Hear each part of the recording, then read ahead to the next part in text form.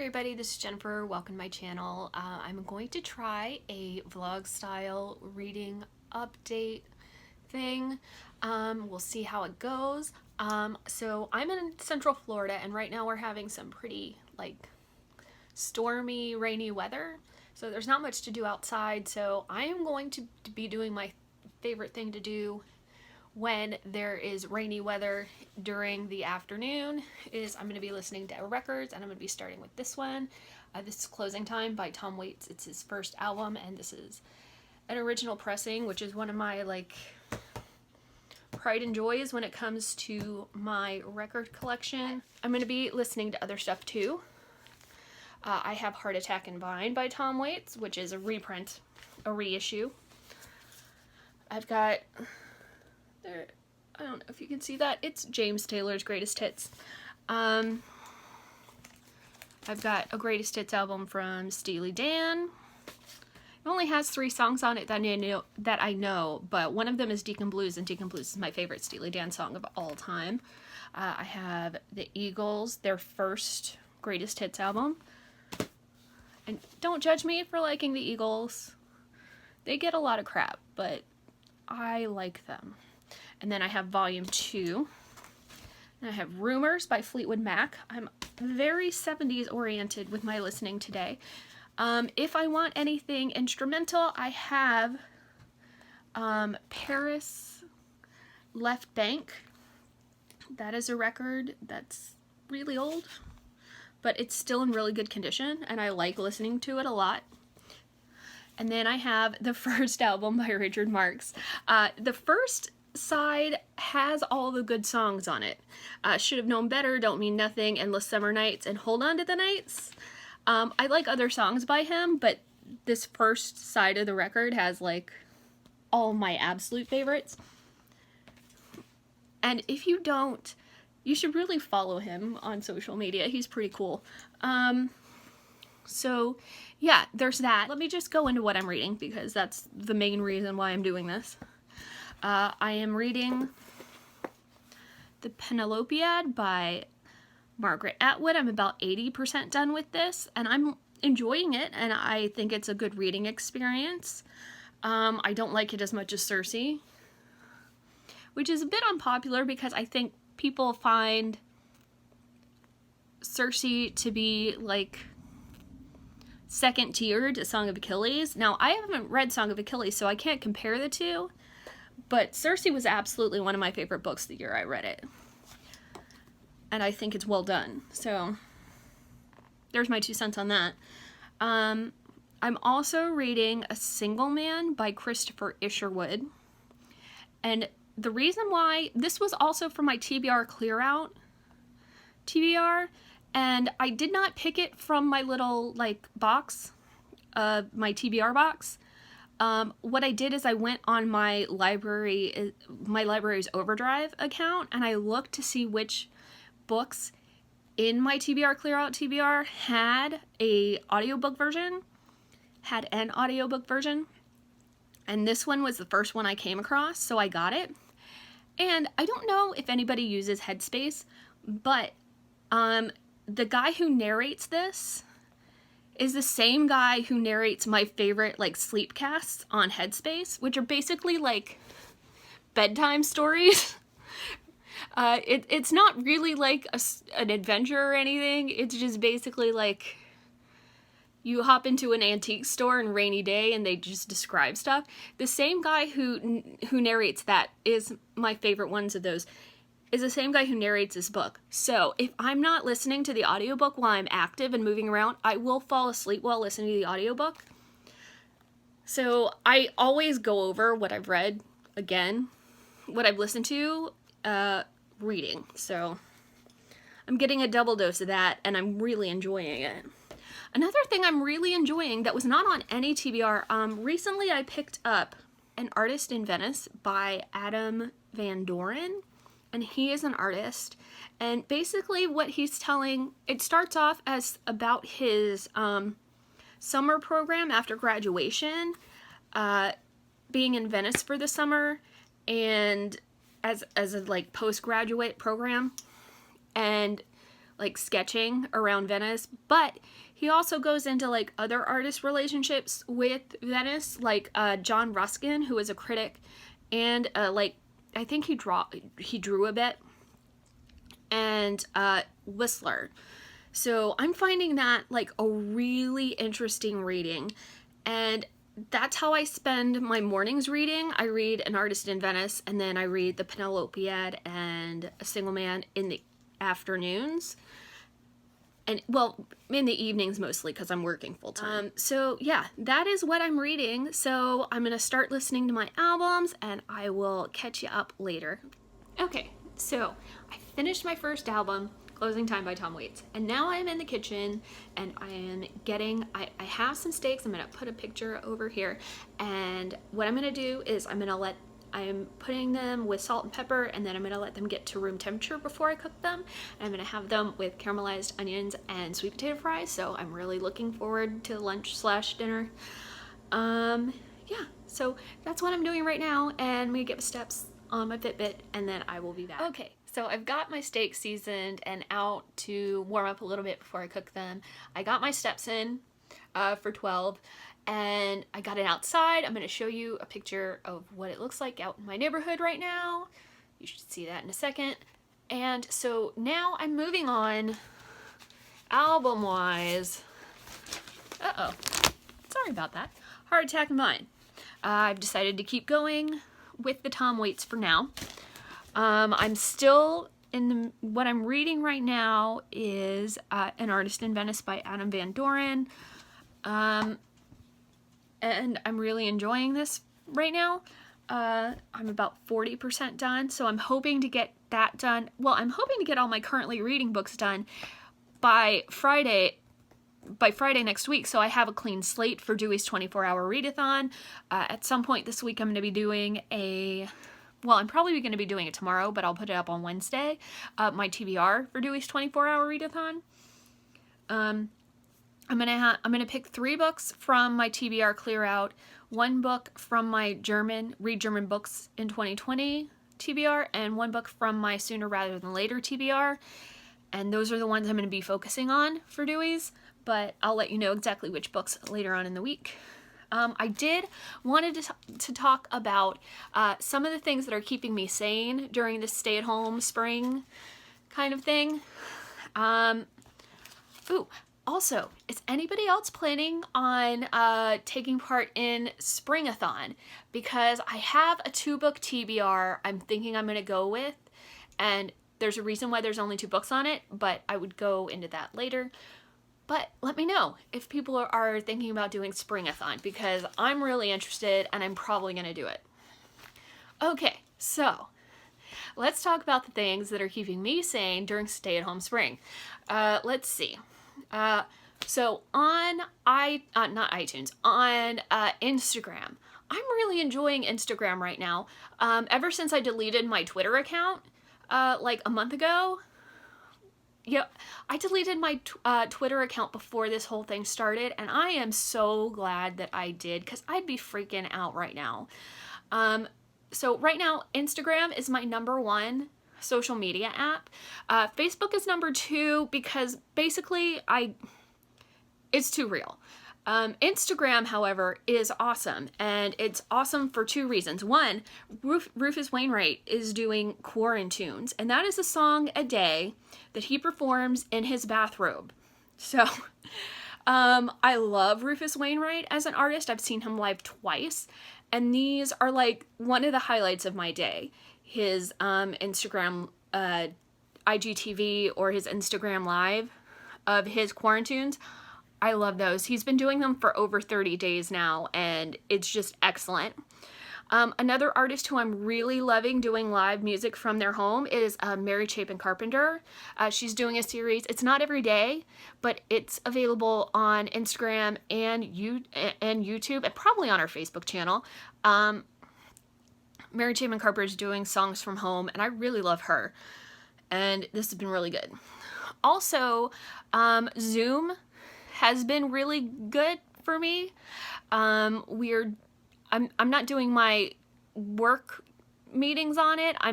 We do our work meetings on Teams, but I have a weekly WW meeting that we do virtual, and I'm really liking that. And my friends on Saturday nights from 8 till whenever we're doing virtual game nights. And we play Jackbox games, which is something you get on, well, they get it on their Xbox. And so there are games like Quiplash, where you think of like witty things, and then you vote on it and you get points. We have this one called Trivia Murder Party, which is my personal favorite. And you have to answer questions to get right to survive and win the game. So yeah, we're doing those pretty much every Saturday now, and I'm really loving it.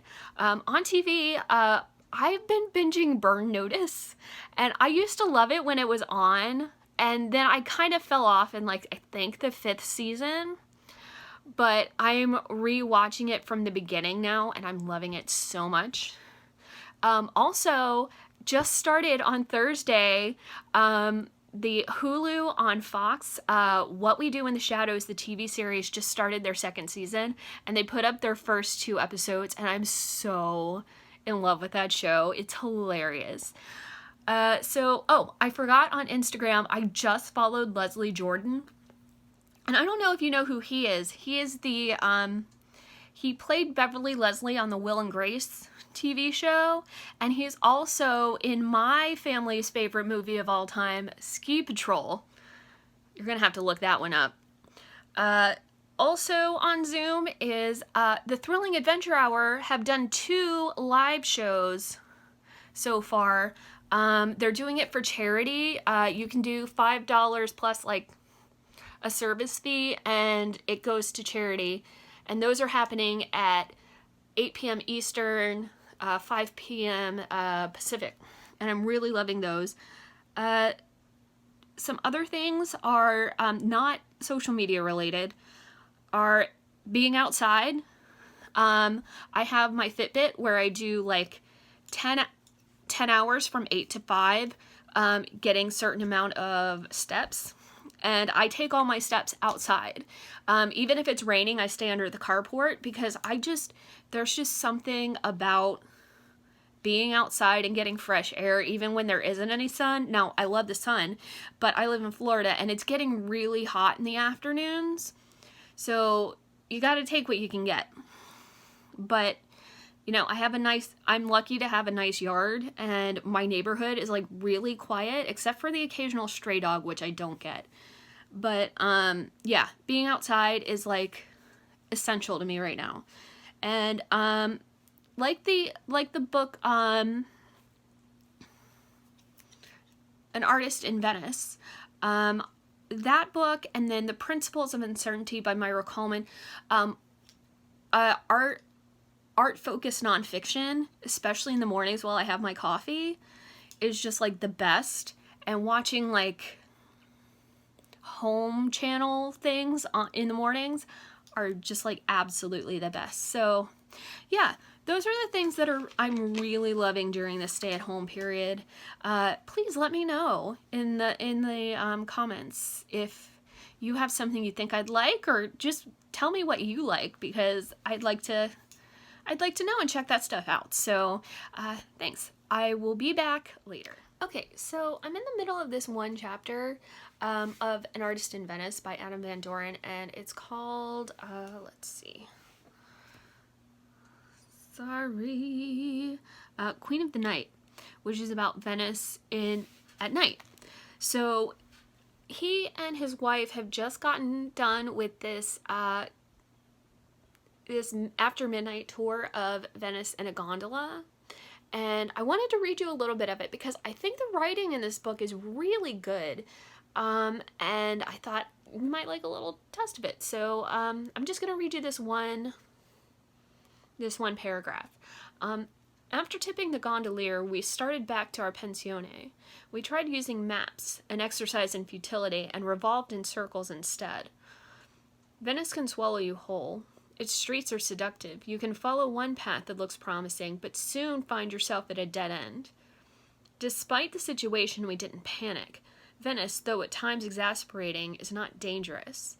No one followed us, and we didn't care if we got lost. There was a perverse pleasure in discovering how grossly inadequate our sense of direction was. And when the Rialto, a familiar landmark, came into view, we felt triumphant and headed home, shaken but ready somehow for more. So, yeah, I'm really liking the writing on this, and I'm liking the subject matter, so this might be one of my favorites of this year, but I will let you know. And also, I don't know, let me see if you can see this or not. If not, I can put up a picture, I think, maybe. But it's got images of Van Doran's paintings in there, and they're just they're really nice. And so, yeah, this reading experience of An Artist in Venice has been really good for me this month. So, yeah, I'm going to finish the album I'm on right now and finish this chapter, and then I'm going to go cook, so maybe we can hang out on that. Hey, so while you're watching me cook, I thought it would be a good idea to tell you about the book I just finished this week called Mona Lisa Overdrive by William Gibson.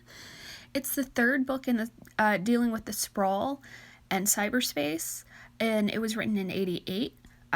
This also includes Neuromancer, Count Zero, and other short stories like Johnny Mnemonic, which was made into a movie with Keanu Reeves. And the book features like a ragtag group on their way to a collision course while trying to uncover some great mystery about cyberspace. And I was kind of underwhelmed by the answer, to be honest. And the reason why I was reading Mona Lisa Overdrive was because I had already read Neuromancer and Count Zero numerous times, and I had never gotten to this one for some reason. So I wanted to do it during the TBR clear out. So I thought the book was okay. On a sentence level, it was pretty well constructed, and it had a good flow. But I don't think the various pieces came together quite as well as they should have. And I thought a couple of characters really could have been lifted out or replaced just straight up with no real consequences. So, yeah, those were my thoughts on Mona Lisa Overdrive, and you know what? I'm glad I finally got around to reading it. You doing a video? Oh, that's good. I'm doing a vlog today. Hello. And so that's including everything.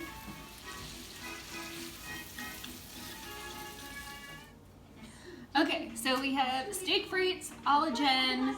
Don't worry, the Heinz 57 is for the fries. It's not for the steak, I swear. Alright, so it's time for me to take my evening walk, but first I wanted to tell you about this book I just finished. It was a part of my TBR clear out, and so the Penelopiad by Margaret Atwood. I liked it very much. I ended up giving it 3 stars because of a couple of reasons. One, the tone and the not the setup, just the way it's done. I felt like it didn't quite fit well enough with the subject matter. It felt a little too loosey-goosey and a little too showy. And then when you're dealing with stuff like how women and slaves were treated and how they're still how women are still treated and stuff like that, I just kind of felt like it was a little too lighthearted setup to really go well with the story she was telling. She would say something in a way where it was subtle and you get it, and then it would have been enough, but then she goes on to explain it further and to just like spell it out for you, and that kind of bugged me, especially near the end. But in general, I thought this was a very good read. It's, you know, I liked it. So I'm going to go on my walk now, and I'm going to be listening to the audiobook of A Single Man by Christopher Isherwood when I do that, and I'll let you know how that goes. On the other hand, however, I can also pick the next book that is going to be from my TBR clear out. So let's do that real quick before I go anywhere. Let's see what we've got here. If I pull A Single Man from here, because I didn't take it from the box, that would be hilarious. Okay. This is Time Was Soft There by Jeremy Mercer, which is a non-fiction we'll see how this goes, because I'm not entirely sure that that's the book I want to read next. But who knows? We'll see. That's the one I'm going to pick, and if I don't end up liking it, then it can go. As is my MO for this particular readathon. So we'll see what happens. Okay, you guys, so I got my evening walk in, and I am on page 89 of A Single Man by Christopher Isherwood. I like the... I got this book mainly because I'd seen the movie, because I'm a Colin Firth fangirl, and I really liked it. Funny story, I went to this movie theater and I saw it, and when the movie started, there was like 3 people, and I don't think the other people knew. I think they came in because they were fans of Colin Firth or something, and they didn't quite know what this book was about, because 20 minutes in to the movie, I'm the only one in there, and then at regular intervals, the ushers kept coming in to make sure somebody was here, was there still watching the movie. And I stayed till the end because I loved it, and I thought it was like a very stylishly done. Tom Ford, it was his directing debut, and I thought he did a pretty good job. I still haven't seen Nocturnal Animals, which is his second movie, but on to the book. So George has recently lost his lover Jim to a terrible car accident, and he's trying to deal with it, and he's trying to live his life, and this is a day in his life. And of course I've seen the movie, so I know how it ends, but I won't spoil it. But when I don't know what I thought I was getting into because of the movie, but he has a much more interesting, like, inner dialogue than I remember being in the movie. I'm really enjoying the book.